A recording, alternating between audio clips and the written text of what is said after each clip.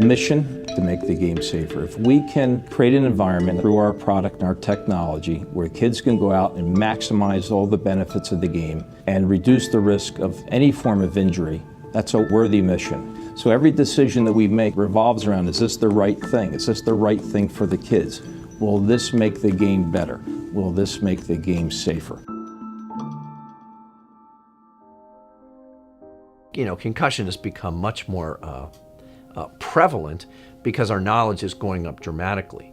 So in sports where brain injury might be an issue, making the sport safer is critical, especially a sport like football, where it's not a contact sport, it is a collision sport. Modern technologies, helmet sensors show us that on every play, the offensive and defensive linemen at the Division I college level are colliding with each other at the same impact force as a 20-mile-an-hour head-on collision. And they're doing these on the average of 60 to 90 times a day when they're in heavy hitting practices or in games. So there's a lot of force that is transmitted into the brains of these athletes. So a really good solution to that at this point in time is, how can we redirect that force from going into the brain and away from the brain to protect it from the cumulative effect of repetitive injuries?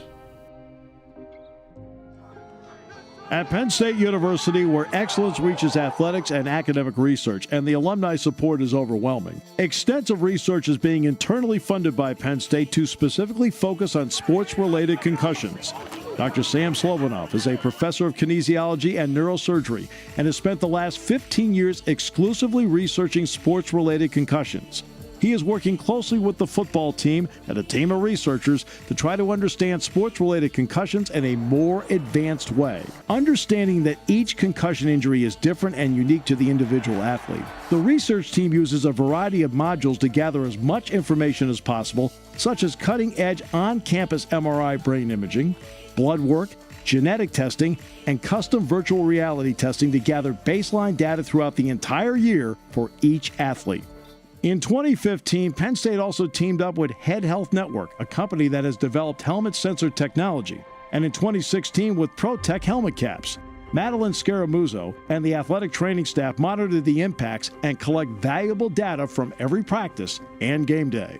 Every day I put this receiver out at practice, and this is what communicates with the sensors in the helmets. So I have an app on my phone, and I have it set to, if someone gets a hit that's above a certain amount of G-forces, it will send me a notification. And I can go in and look at it and see exactly how many G-forces it was, what the rotational aspect of it was, where it was on the helmet. So it gives me all that information in real time. The athletic training staff and researchers analyze the data and have noticed a dramatic decrease in higher intensity submaximal impacts. Their research has been published in various medical journals and sports training conferences. For 25 G hits, a daily average per player would get 6 hits in 2015. In 2017, we can come down and see that on a daily average per player, they're only receiving 3 hits in the 25G category. So we dropped the hits by half. Every single concussive injury is brain injury, not only football, in every single sport. And what we can do to prevent. But we are actually scientists and would like to provide the evidence, and potentially that could help us to understand who are at high risk for injury, how to prevent injury, definitely make the sport of football safer.